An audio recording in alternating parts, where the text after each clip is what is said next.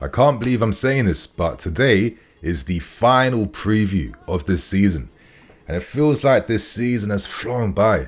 I mean, I remember when we came off the back of that exciting US preseason tour. And at the time, all of us were thinking about, is this a title challenging season? How much silverware are we going to win? We saw some exciting football and like our hopes, the dreams, like there was no bounds to them. And I think now that we're in reality right now, now that we can look back on this season, obviously, I think we've learned a lot about this team and a lot about ourselves as well too. There's been a few ups, but there's been a lot of downs. But it does seem like now we can control our destiny and end the season on a relative up by getting Europa League football for next season. And I think when you consider and look back on all the difficulties that we faced throughout the season, the fact that we've been able to rise above mid-table obscurity, to have a possibility to get above Spurs at the end of the season. We've come a long way in 2024. I think that can't be dismissed. And based on 2024 stats, technically, we would be in 4th place position right now.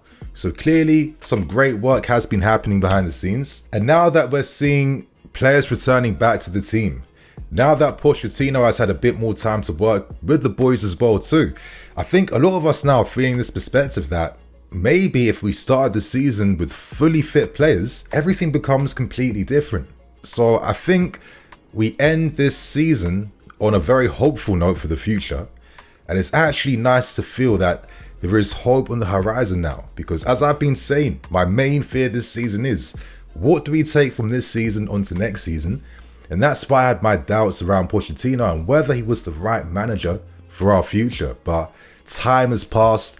I've seen things, we've all seen things with our own eyes. And I do feel like maybe there is a possibility that Pochettino might be the right manager for where this club is at this point in time. Now, on Sunday, we can't be getting complacent against Bournemouth. Now, our record against them has been decent, but they're one of those teams where if you're not on point, they've had a habit of embarrassing us sometimes. Now, I'm looking at Solanke. He probably knows when you're an ex-Chelsea player, you have this really ridiculous record where most ex-Chelsea players end up scoring against us. I'm sure you like to do that to try and book a spot in the England national team for the Euros. Let's see if that happens. But outside of that and the impressive form that Bournemouth have shown this season, I'm not particularly as fearful for this game, which is a mad thing. And I think testament goes to the great work and the great development that we are finally seeing within this process that has constantly been rammed down our throats throughout the season. I think we're seeing some real signs right now that maybe there is life to this project. And we now find ourselves on the cusp of a European finish. The only final thing we need to complete this transformation is we have to rely upon Spurs doing what Spurs always do and fumbling it up in the final hurdle. It's their heritage at the end of the day, right? And I think that if we could somehow finish 5th in the table, wow, I think we reconsider and we recontextualize how the season's gone on. And then we get even more excited now for this summer's pre-season and then next season. But my friends, before I continue on, I want to ask you one question, yeah? But what is one lesson that you've learned from this season? Let us all know below. Obviously, I hope you guys enjoy the video. Hit that like button if you've liked all the previews this season. Hit that like button if you feel the hope within the club right now. Without wasting any more time. In terms of team news, finally, I don't have to waste too much time on this. Yes, Mudryk won't be playing, of course. He's still following, concussion protocols. Carnes is now training with the team. Hopefully, get some minutes off the bench. That would be quite nice to see at some point. But outside of that, it's the same old suspects, and it's nice to have close to a full strength squad to play with. So that's team news out of the way. And at the moment, you're probably wondering, Nini, what is this like ridiculously sexy shirt you're wearing right now? Now, I'm sure you guys have been seeing me promo this throughout the week, but honestly, these new blank out and blackout kits that got released, I'm telling you, they're levels. They are so nice, and this is like summer rotation right here.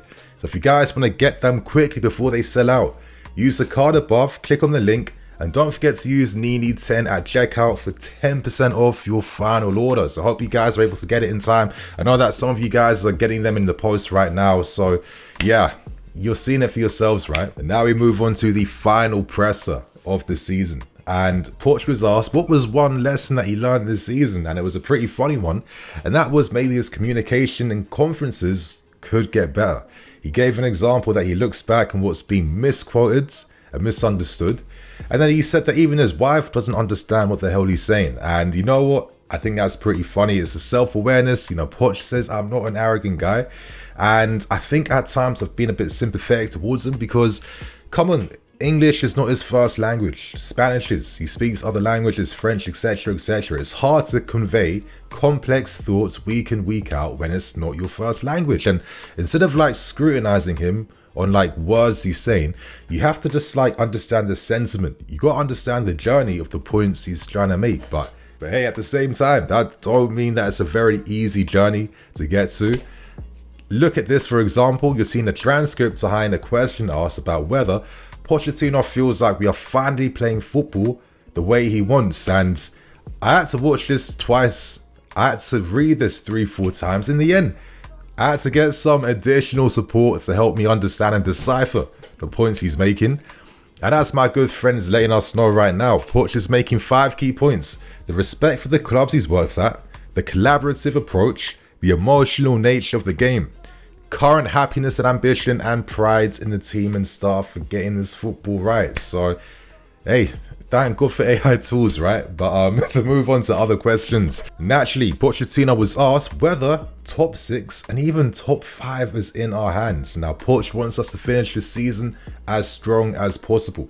And he likes the fact that right now the team are finally playing with confidence. To win 5 games on the bounce, that would be a pretty nice record for this young team right now. Poch said that it's important for the team to play in Europe, and as we've always known, if we don't get European football, Poch will be out the door. So it's good that the team have stepped up because, as I said last week, this is now the period where if the players want to see Poch, they have to step up now. They have to save his job essentially, and it's good to see that. But obviously, in terms of a top 5, it's kind of out of his hands. I mean, this is something you ask Postecoglou. Obviously, Pochettino is not stupid. He knows that this is like a trap in the press conference. Talk down on Spurs. Let's get an easy headline. The guy's not dumb. He's been doing this for a minute now. But to move on, love from the fans, love from us fans.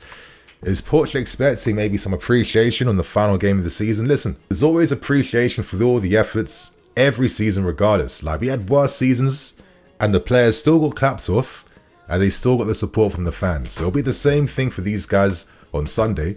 But as Poch says, listen, I respect the fans. They don't see what we're doing behind the scenes to have even a fair opinion behind what we are actually doing. They can only see results based on how we perform on the field. And I think that's a very fair answer. And as he said, I understand the past, I understand the history. That meaning there's been other managers here that have won things, hence why they have more of a stronger relationship with the fans. And also he understands that he came from Tottenham, so things will be maybe a little bit more difficult.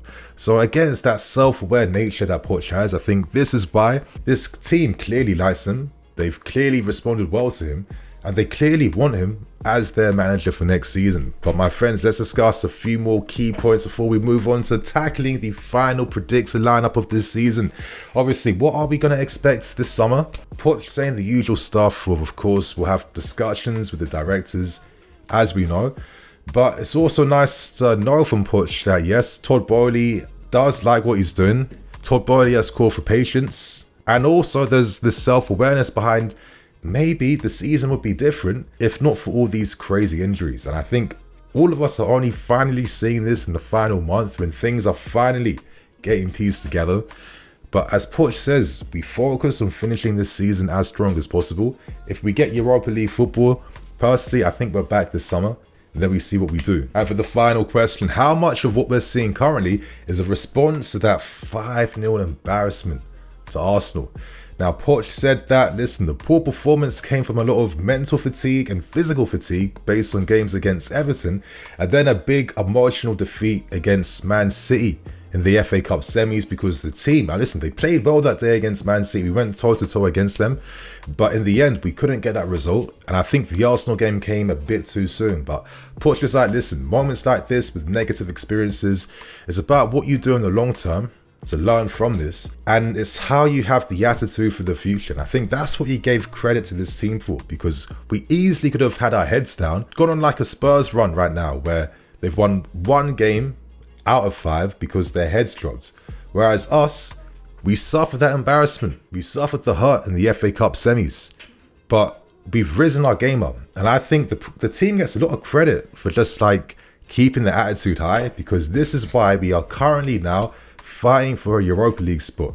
And obviously for the final question, and I think for all of us right now, what a shame that this season is coming to an end, because if we had another month or 2 of what we're doing right now, I think we easily book a top 4 spot. And as Poch says, listen, ideally, you don't want it to end right now, but the break is needed because the staff are tired, the players are tired. It's been a grueling season. We have like 50, 60 people working here week in, week out doing overtime. I think that's very fair, and I think they all deserve a break. I hope these guys come back reinvigorated for next season. New ideas, fresh mentality, and hopefully we continue what we're doing right now and take that forward into next season. So my friends, that's the final press out the way. Let's start ending things with the predicted lineup. And for the final team of this season, this is my lineup. Up front, Nicholas Jackson. In behind, I've gone for Nkunku, Palmer, Madueke, Gallagher, Caicedo, Cucurella, Badiashile, Jalaba, Gusto, and Petrovic in goal. Now, I'm going to start from front to back. Of course, Nico, he speaks for himself. He's our only fit striker at the moment. I'm really hoping he can end this season with at least 18 goals. That would be amazing. If he could get a hat-trick, I would love that. But you got to be realistic. But I think for his development right now and where he's at as a football player, I think he'll be remembered more for 18 goals this season compared to the 17. Don't ask me why. I just think that is confidence he can take forward into next season. I think Nico does the hard things really well. Then he does the easy things quite hard. And I'm hoping he finds that balance as time goes on. So yeah, of course he speaks for himself. In behind, I've gone for Nkunku on the left, Palmer, Madueke. Now I know that Nkunku might be a bit touch and go because he came on early for Mudryk. But then my thinking simply is, okay, if Nkunku wasn't as fit, why did Pochettino pick him over Sterling first? Sterling came on as a sub, remember, in that game versus Brighton. So I'm hoping that we see Nkunku, Palmer, Madueke come on Poch with the fans at least for the final game of the season. That's the lineup I want to see, and ideally, I hope he gets on the score sheet and affects the game for us, because I was really impressed with his overall class that he introduced on the field. And just seeing him and Palmer playing more together, that gets me excited for next season. Obviously, Cole Palmer, what can I say about this guy, man? Without him, we aren't even where we are right now. Best thing I can say about Palmer is that everything good we do comes through him. I just think that having a partner in crime in Nkunku that he can play off with, he can rely upon more, I want to see these guys, this duo, just give us a little bit more of that in the final game on Sunday. Obviously, the midfield speaks for itself. Loving the balance. I'm loving that Caicedo can maybe influence the game more with his passing now, because Gallagher is the destroyer beside him.